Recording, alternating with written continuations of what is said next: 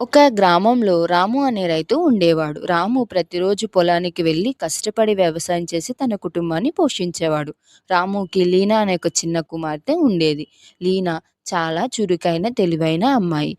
ఆమెకు టామీ అనే ఒక కుక్క కూడా ఉండేది. లీనా ప్రతిరోజు స్కూల్ నుండి వచ్చి టామీతో ఎంతో సంతోషంగా ఆడుకుంటూ ఉండేది.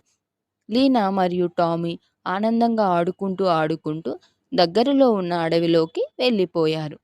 ఆడుతూ పాడుతూ అడవి అంతా తిరుగుతూ ఎంతో సంతోషంగా గడిపారు టామీ మరియు లీనా. కానీ ఆ ఆనందంలోనే లీనా అనుకోకుండా దారి తప్పిపోయింది. దారి తప్పిపోయిన లీనాకు ఎటువైపు వెళ్ళాలో అర్థం కాలేదు.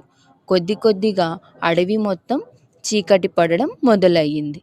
లీనా మరియు టామీ చీకటిలో అడవిలో ఎటువైపు వెళ్ళాలో అర్థం కాక అటు ఇటు తిరుగుతూ ఉన్నారు. ఆ సమయంలోనే ఒక చెట్టు మీద ఒక భూతం కనపడింది. అది చూసిన లీనా చాలా భయపడింది.